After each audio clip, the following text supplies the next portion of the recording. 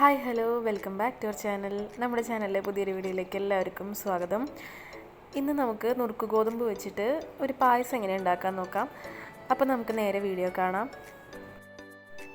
അപ്പോൾ അതിനായിട്ട് ആദ്യം തന്നെ ഒരു 2 പീസ് ശർക്കര നമുക്ക് ഒന്ന് ഉരുക്കിയെടുക്കാം. അപ്പോൾ 2 പീസ് ശർക്കരയിലേക്ക് ഒരു 1/2 കപ്പ് വെള്ളം ഒഴിച്ചിട്ട് അതൊന്ന് ഉരുക്കിയെടുക്കുക.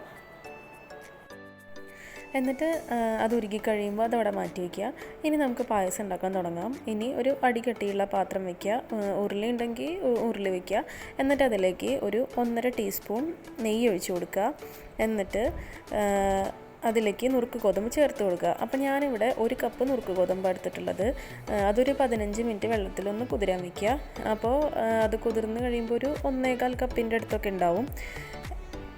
എന്നിട്ട് ഒരു 2 മിനിറ്റ് നേരം അത് നെയ്യിലിട്ടൊന്ന് വഴറ്റി കൊടുക്കുക. അതൊന്ന് വഴറ്റി കൊടുത്ത് കഴിയുമ്പോൾ നമുക്ക് അത് വേവാനായിട്ടുള്ള ആവശ്യമുള്ള വെള്ളം ഒഴിച്ചു കൊടുക്കാം. അപ്പം 4 കപ്പ് വെള്ളം ഒഴിച്ചു കൊടുക്കുക. എന്നിട്ട് ഇത് നന്നായിട്ടൊന്ന് ഇളക്കുക. ഇനി ഇതൊന്ന് അടച്ചു വെച്ച് വേവിച്ചെടുക്കുക. ഒരു 5 മിനിറ്റ് കഴിഞ്ഞ് കഴിയുമ്പോൾ അതൊന്ന് തുറന്നിട്ട് ഒന്നും കൂടി ഒന്ന് ഇളക്കി കൊടുക്കുക. എന്നിട്ട് വീണ്ടും അടച്ചു വെച്ച് വേവിക്കുക. ഇതിനിപ്പോൾ ഇടയ്ക്ക് തുറന്ന് ഇളക്കി കൊടുക്കണം കേട്ടോ, അല്ലെങ്കിൽ ഇത് അടുക്കി പിടിക്കും. അപ്പോൾ ഈ ഗോതമ്പിനൊരു ഇങ്ങനെ ഒരു വഴുവഴുപ്പ് പോലെ ഉണ്ടാവുമല്ലോ, അതുകൊണ്ട് അടി പിടിക്കാനായിട്ട് നല്ല ചാൻസ് ഉണ്ട്. അപ്പോൾ ഇടയ്ക്കൊന്ന് തുറന്ന് ഇളക്കി കൊടുക്കുക. എന്നിട്ട് ഇതിലെ വെള്ളം നന്നായിട്ടൊന്ന് വറ്റിച്ചെടുക്കുക.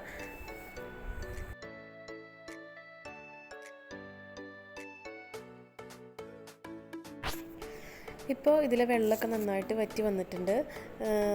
അപ്പോൾ ഇനി നമുക്കിതിലേക്ക് നമ്മൾ നേരത്തെ ഉരുക്കി വെച്ചിട്ടുള്ള ശർക്കര പാനിയില്ലേ അതൊഴിച്ചു കൊടുക്കാം. അപ്പോൾ ശർക്കര പാനി ഏകദേശം ഒരു 3/4 കപ്പിൻ്റെ അടുത്ത് ഉണ്ടാവും കേട്ടോ. അപ്പോൾ ഇത് നന്നായിട്ടൊന്ന് ഇളക്കി മിക്സ് ചെയ്ത് കൊടുക്കുക. അപ്പോൾ ഇത് ഇടയ്ക്കിടയ്ക്കൊന്ന് നന്നായിട്ട് ഇളക്കി കൊടുക്കുക. അപ്പോൾ നമുക്കിത് ഈ ശർക്കരപ്പാനി ഇത് വറ്റിച്ചെടുക്കണം. ഒരു മീഡിയം ടു ലോ ഫ്ലെയിമിൽ വെച്ച് കൊടുത്താൽ മതി. അപ്പോൾ ഒന്ന് കുറുകി വന്നു കഴിയുമ്പോൾ അതിലേക്ക് ഒരു 2 നുള്ള് ഉപ്പ് ചേർത്ത് കൊടുക്കുക. അപ്പം ഉപ്പ് ഇതിൽ മസ്റ്റായിട്ട് ചേർക്കണം കേട്ടോ. ഈ നുറുക്ക് ഗോതമ്പിന് ഒരു പച്ചക്കുത്തുണ്ടാവും. അപ്പോൾ ഈ ഉപ്പും കൂടി ഒന്ന് ചേർത്ത് കഴിഞ്ഞാൽ ആ ടേസ്റ്റ് അങ്ങ് ബാലൻസ് ആയിക്കോളും.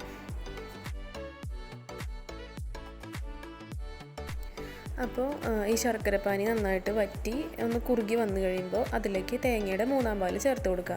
അപ്പം ഞാൻ ഈ തേങ്ങയുടെ 3/4 പാൽ എടുത്തിട്ടുള്ളത് 2 കപ്പ് തേങ്ങയിൽ 1.5 കപ്പ് വെള്ളം ഒഴിച്ച് പിഴിഞ്ഞെടുത്തിട്ടുള്ളതാണ് കേട്ടോ.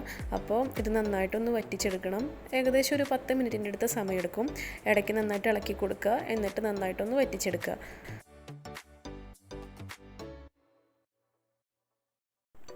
അപ്പോൾ ഇടയ്ക്കിടയ്ക്ക് ഇതൊന്ന് ഇളക്കി കൊടുക്കാനായിട്ട് മറക്കരുത്. നന്നായിട്ട് ഇളക്കി കൊടുക്കണം, അല്ലെങ്കിൽ അടി പിടിക്കും.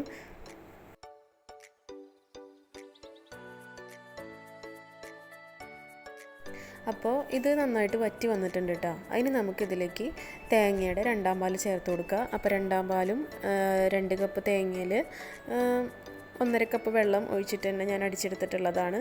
അപ്പോൾ അതും ഇതിലേക്ക് ചേർത്ത് കൊടുക്കുക.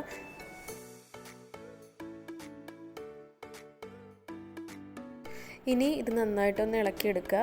അപ്പം ഈ 2/2 പാൽ ഒന്ന് കുറുക്കിയെടുത്താൽ മതി, വറ്റിച്ചെടുക്കണ്ട. അപ്പോൾ ഇതൊന്ന് കുറുകി വരുന്നത് വരെ ഇടയ്ക്കിടയ്ക്ക് ഇളക്കി ഒന്ന് മിക്സ് ചെയ്ത് കൊടുക്കുക. ഏകദേശം ഒരു 5 മിനിറ്റൊക്കെ കഴിയുമ്പോൾ ഇത് നന്നായിട്ടൊന്ന് കുറുകി വരും.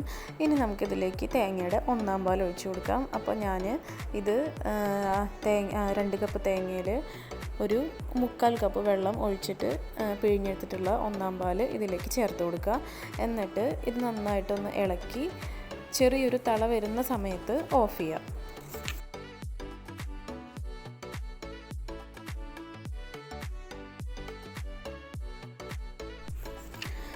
ഇതിപ്പോൾ കണ്ട ചെറുതായിട്ട് തിള വന്ന് തുടങ്ങിയിട്ടുണ്ട്. ഈ ഒരു സ്റ്റേജിൽ ഫ്ലെയിം ഓഫ് ചെയ്യുക. ഇനി ഇതൊന്ന് ഇളക്കി കൊടുക്കുക. അപ്പോൾ നമ്മൾ ഈ ഫ്ലെയിം ഓഫ് ചെയ്ത സമയത്ത് പായസം ഇത്തിരി കട്ടി കുറവായിരിക്കും. അത് ചൂടാറി കഴിയുമ്പോൾ നന്നായിട്ടൊന്ന് കട്ടിയായിക്കോളും. ഇനി നമുക്കിതിലേക്ക് വറവിട്ട് കൊടുക്കാം. അപ്പോൾ അതിനായിട്ടൊരു പാത്രം വെച്ചിട്ട് അതിലേക്കൊരു 2 ടേബിൾ സ്പൂൺ നെയ്യ് ഒഴിച്ച് കൊടുക്കുക. ഇനി ആ നെയ്യൊന്ന് ചൂടായി വരുമ്പോൾ അതിലേക്ക് ആവശ്യത്തിന് കാഷ്യൂ നട്ട്സും പിന്നെ ഉണക്കമുന്തിരിയും ഇട്ട് കൊടുക്കുക. അപ്പം ഞാൻ ഏകദേശം ഒരു അരക്കപ്പിൻ്റെ അടുത്ത്, രണ്ടും കൂടി അരക്കപ്പിൻ്റെ അടുത്താണ് ഇട്ട് കൊടുത്തിട്ടുള്ളത്. അപ്പോൾ ഈ ഒരു സമയത്ത് നിങ്ങൾക്ക് കപ്പലണ്ടി ഇഷ്ടമാണെന്നുണ്ടെങ്കിൽ അതും കൂടി ഇതിലേക്ക് ചേർത്ത് കൊടുക്കാം.